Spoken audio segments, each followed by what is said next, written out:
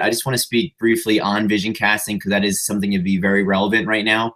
And leading up into vision casting, one of the really important things that I did and I really need to dive into again in my life, but that was really important for me early on when I was in the forging period and even pre-forging period, was quiet time. And I just want to tell you guys to get out there and in the morning or at night, whatever it may be, and just get some really good quiet time.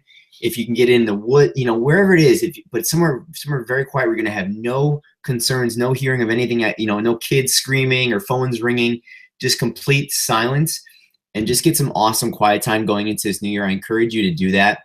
You know, early on in practice, my quiet time would consist of becoming the person that I wanted to become, you know, the confidence I wanted to exude, the speaking abilities that I wanted to have. And that was a lot of my focus. And then it kind of shifted into more building the practice of my dreams and being a consistent person. And now my quiet time is really towards the ultimate life that I want to have for myself, my family, and our legacy. So it's pretty cool to see how it's evolved. But I think it's really important that if we want to do our vision casting, we need to see what, even if it's right now, and no matter where you're at, it doesn't matter if you're in school or you've been a doc for a long time, no matter where you're at, you want to know where you're going to. So, you know, just get that quiet time and just start imagining your best life possible, what it looks like, right? What it smells like, what your house looks like, what kind of thoughts, what kind of problems do you have? What do you, you know, what are your thoughts like? What are your actions like during the day? You know, what does it look like? What is your family doing? Just start picturing all those things. And so if you know where you're going, then you can start working backwards and saying, okay, well, what do we need to do to achieve it? And maybe it's not 2018 that you're going to get there. In fact, for most of us, it's not going to be 2018 that we're going to achieve that ultimate life, but it's going to start putting us in place for that. So maybe it's a 5, 10, 15, 20-year goal, but 2018 is the year where you're going to say, well, I'm going to start making steps to it because I know if I want to get to that life, I need to start seeing X amount of people.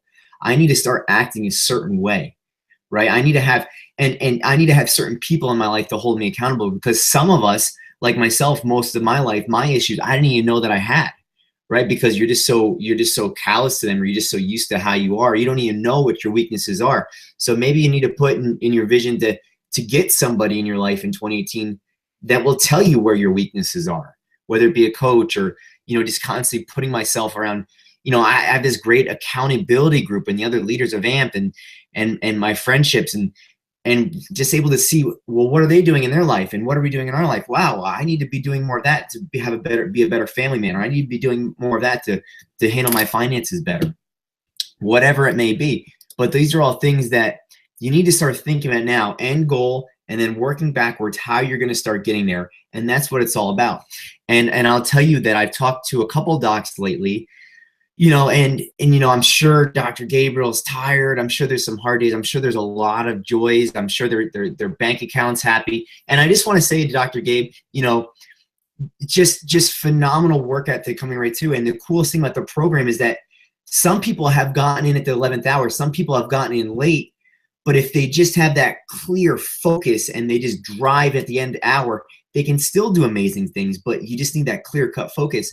But what I want to get back to is some people sometimes are telling me, oh, you know, I'm just not joyful in practice, right? Some people are too happy in practice, right? And I say some people aren't happy enough. But what I mean is the people that are too happy in practice, maybe you're just not putting yourself out there enough. Maybe you're not doing a hard enough work right now. Maybe you're not challenging yourself to reach those goals. And the people that aren't happy enough, really maybe you start realizing, wow, like, look how much I'm doing, how much I'm accomplishing. So, you know, every once in a while, smile, pat yourself on the back, Dr. Gabe and others out there, you know, make sure you guys are doing that. But I will say that for my forging period in practice, there was many times where I was not happy or content. And there was even times my first year in practice where I wasn't happy to drive to my practice or to pick up a phone. And a lot of it has to do with self-consciousness but really the main thing is when I look back why I wasn't happy, it's really because it's simple. I wasn't where I wanted to be yet. And that's not such a bad thing. Now, I do think we should all be as joyful as possible and be in the moment.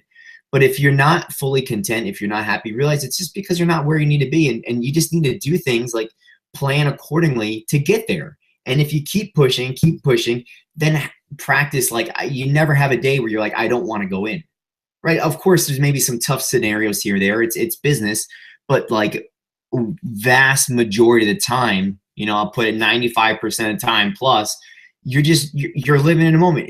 You're fun, you're progressing, you're doing new things, you're helping people, and it's all good. Money's good, everything's good. So you just got to get to that point and realize, okay, I'm not happy. It's just because I'm not where I'm at. Use that to drive you. The worst thing, and I'm going to close on this, and we'll start getting some questions going. So definitely start getting those questions. The worst thing you can do, right? Because I see people that aren't happy in practice, and they tell me kind of like, because I have to get it out of them. The worst thing you could do is go dark. Meaning you're not even, you know, posting questions on the secret group anymore. You're not reaching out to your accountability group captains. You're just kind of going through this, and you just kind of hit this area where like, oh, I don't want to bother people. Oh, there's so much bad things going on. I don't want to do anything. That's the worst place to be in. Okay. So what you need to do is you need to start getting engaged. The people that have the best results are the people that are asking the most questions. I remember the Stewarts were behind us. If we were behind them, we'd be asking them all the questions, but they were behind us. They were asking questions all the time. The busiest, the best offices in the country were asking the most questions. Why dwell on something? Why not just get an answer and move on, right? And that's where the joy is. So just get those things questioned. Get engaged again, right? You know, need to be so the worst thing you could do is quieting down and going in a cave. The worst place you could be, start coming out, start asking questions, start getting engaged. That's going to get you out of it. That's going to start getting that momentum going. And that's how we want to end this year, guys. So start posting some questions. Let's hear it. Let's hear some good feedback. Sorry about the glare on the glasses. And let's get it going, guys.